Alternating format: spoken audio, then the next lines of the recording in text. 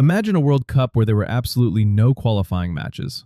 The stadium wasn't even finished when the tournament kicked off, and the referee for the final demanded life insurance and a guaranteed escape boat just to accept the job. This isn't fiction.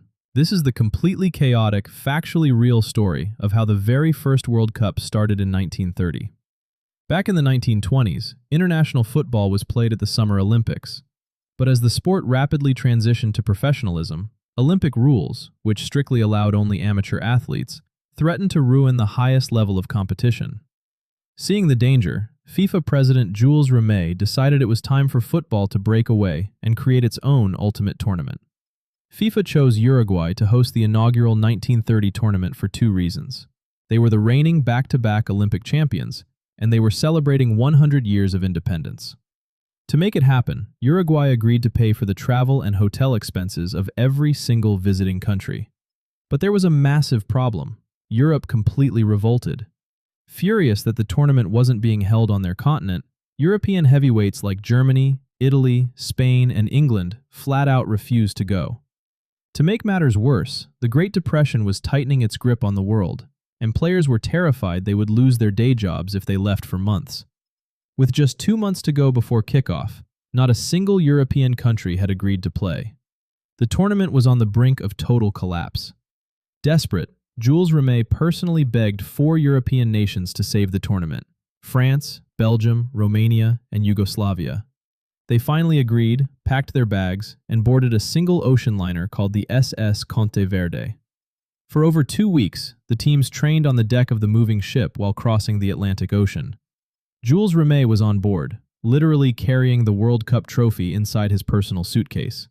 Even Egypt was supposed to go, but they missed their ship in France after getting caught in a massive storm, leaving the tournament with just 13 teams. When they finally arrived in Montevideo, Uruguay, the chaos only amplified.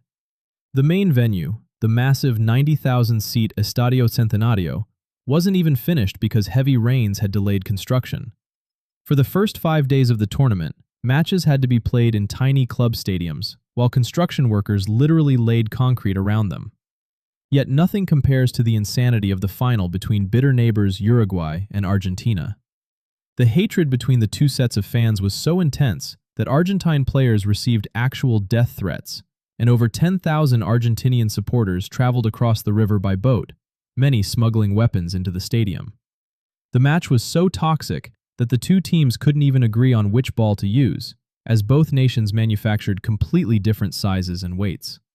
The referee, John Langenus, only agreed to officiate if he was given a full life insurance policy and a boat waiting at the harbor for a quick escape if a riot broke out.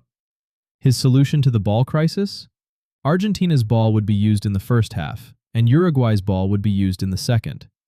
The strategy completely altered history.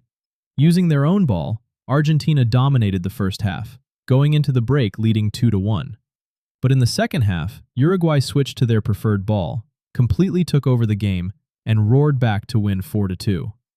The final goal was scored by Hector Castro, a legendary forward who played the entire tournament despite having lost his right forearm in a childhood chainsaw accident. The next day was declared a national holiday in Uruguay.